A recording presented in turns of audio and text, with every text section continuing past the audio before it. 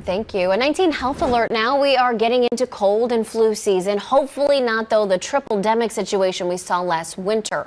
That's when COVID and RSV also hit just as the flu was spiking. Pregnant women have a new tool to help keep their babies safe from those illnesses in those vulnerable first weeks and months of life.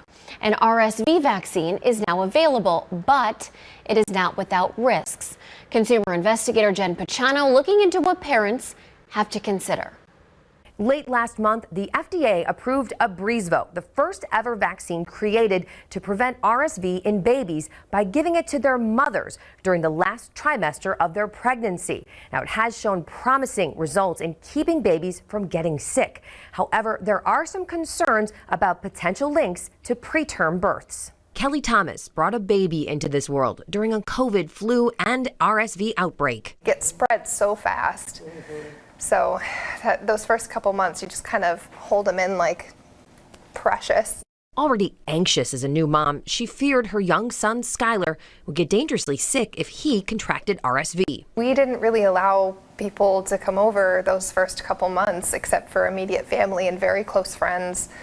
You know, you just don't want to expose him to everyone and everything. Looking ahead to future pregnancies, she is relieved to know she'll have the option of an RSV vaccine at 32 to 36 weeks to give any of Skylar's future siblings their best chance at fighting off the serious respiratory virus. You know, you're getting the injection, so I feel like it's a safer and less invasive way to get them those antibodies and to start getting their immune system up and running without giving it straight to them. OBGYN Dr. Greg Marchand with the Marchand Institute says he likes the strategy of protecting babies from RSV through their moms. Now, the data behind it protecting against RSV is really extremely strong. Data showed 80% decreases in RSV infections in babies, particularly in the first 3 months, but that protection did last to a lesser degree out to 6 months. So this was a lot of protection and will likely prevent a lot of hospitalizations. However, he says the clinical trial of this vaccine showed a 17% increase in preterm labor and preterm births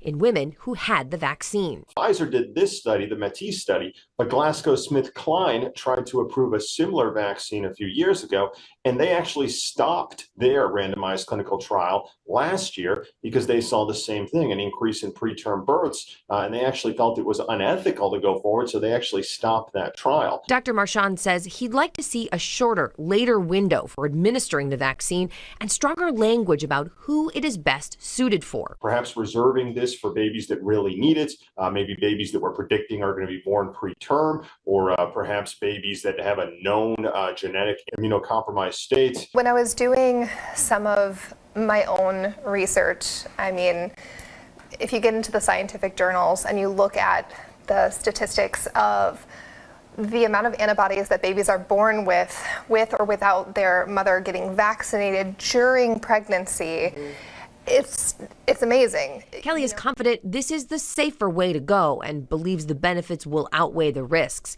But she knows this is a personal decision pregnant women will make with their doctors. Jen Pachano, 19 News.